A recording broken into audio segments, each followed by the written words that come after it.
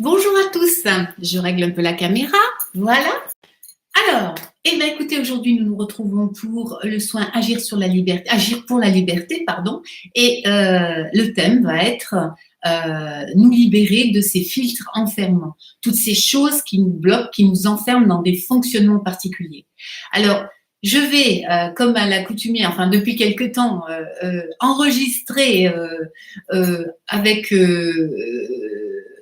le téléphone une bande son au cas où il y aurait des problèmes de son, puisque parfois ça arrive. Vous le savez, YouTube a changé tout son fonctionnement. Donc, nous nous retrouvons avec des problématiques particulières de vidéo. J'espère, je me suis équipée d'une vidéo, enfin d'une webcam de façon à ce que les vidéos soient au mieux, mais a priori, ça ne nous donne pas les résultats que nous espérions. Donc, on s'adapte comme on peut. Je vais essayer de veiller à ce que l'enregistrement vocal soit fonctionnel jusqu'au bout. Dans tous les cas, vous aurez la bande-son si les choses venaient à être coupées. Voilà, ça c'est une chose. Et puis maintenant, les filtres enfermants. Alors, qu'est-ce que ça touche, ces filtres enfermants? Sur quel niveau, sur quel domaine? Les filtres enfermants, vous le savez, ce sont des programmations qui se sont installées avec le temps. Alors le temps, pas notre temps, ou plutôt si, mais dans une version qui est peut-être beaucoup plus yin que ce que l'on peut l'imaginer. Vous avez un film qui parle bien de cela. Alors je ne pourrais pas vous dire le titre parce que je ne le sais plus, mais on en a de plus en plus des films comme ça. Vous savez, ces espèces de films où on est bloqué dans un espace-temps et en fait la personne vit en permanence la même journée, dans laquelle elle meurt d'ailleurs, et elle revient et ainsi de suite. Et il y en a un qui a été diffusé il n'y a pas très longtemps, qui était très intéressant parce que justement la personne a, apprenait de chaque retour, c'est-à-dire qu'elle évoluait à chaque fois jusqu'à un moment donné, bien sûr, se libérer de cet enfermement de ce jour sans fin. Donc ça, c'était très intéressant. Ce qui est d'autant plus intéressant, c'est que le cinéma nous envoie ces informations-là alors que nous sommes en plein dedans. Et un autre film, alors c'est rigolo parce que 2 en une semaine, hein, donc 2 sur le même thème en une semaine. Le deuxième film était très intéressant aussi parce que c'était un homme, d'ailleurs qui était joué par Robert Redford, donc qui avait qui étudiait, qui explorait l'après-vie. Que se passe-t-il dans l'après-vie? Je vous passe tous les détails et au final, on se rend compte, et ils se rendent compte, les héros du film se rendent compte qu'enfin, lorsque nous mourrons, nous revenons dans un jour sans fin, encore une fois, dans une vie sans fin. Alors c'est plutôt une vie sans fin. On reprend la même vie dans le même personnage et on recommence jusqu'à ce qu'on se libère de ces filtres enfermants.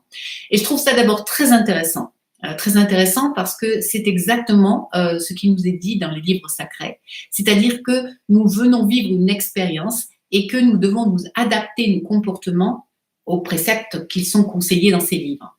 Si nous ne faisons pas, nous revenons. Donc c'est exactement la même chose, c'est cette résurrection ou réincarnation permanente qui fait qu'on revient vivre la même chose. De là à imaginer qu'on revient vivre dans la même peau que l'on a, pourquoi pas? On n'en sait pas plus. En tout cas, c'est intéressant. Je pense qu'il y a peut-être du vrai tant qu'on n'a pas exploré la totalité de ce que l'on devait vivre ou ce que l'on devait expérimenter dans la peau du personnage que l'on a aujourd'hui, par exemple.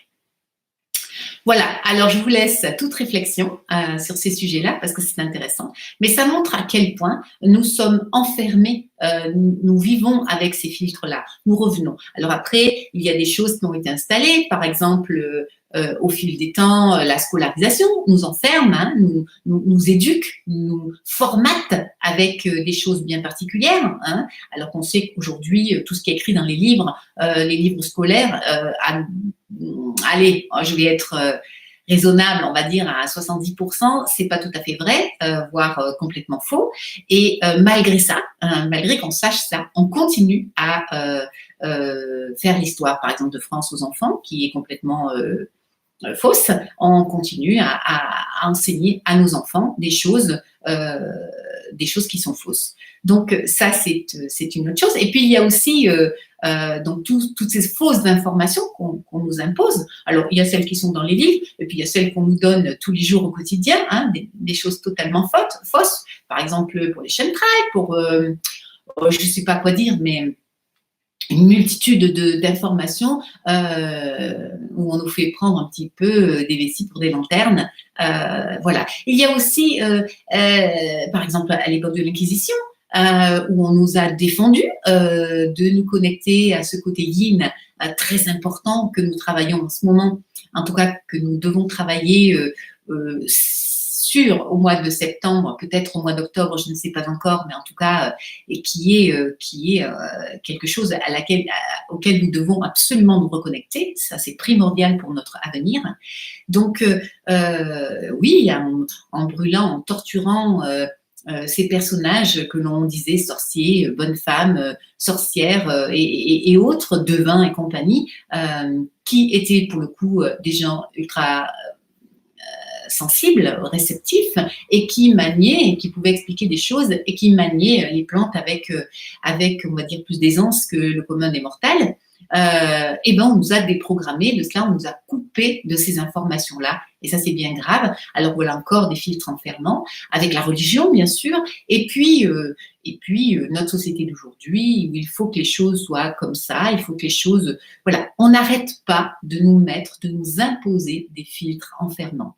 Donc ce soin aujourd'hui est vraiment un soin pour agir pour la liberté, retrouver notre autonomie, notre liberté d'être, nous reconnecter à notre pouvoir d'humain, à ce que nous sommes capables de faire, à la foi que nous pouvons avoir en nous, la confiance en nous, éliminer le doute.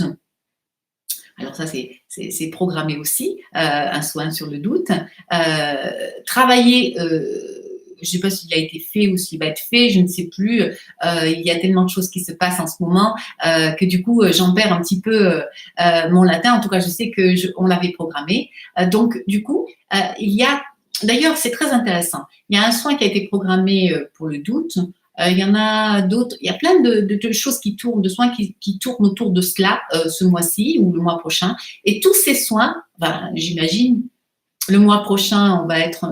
le mois prochain, je ne sais pas trop encore. En tout cas, tout ce qui tourne autour de ce mois-ci, tout tourne autour d'accueillir ce côté yin de nous-mêmes, ce côté yin qui est en fait que notre intuition, tout ce qui ne se voit pas, tout ce qui est, on va dire, subtil, tout ce qui fait partie...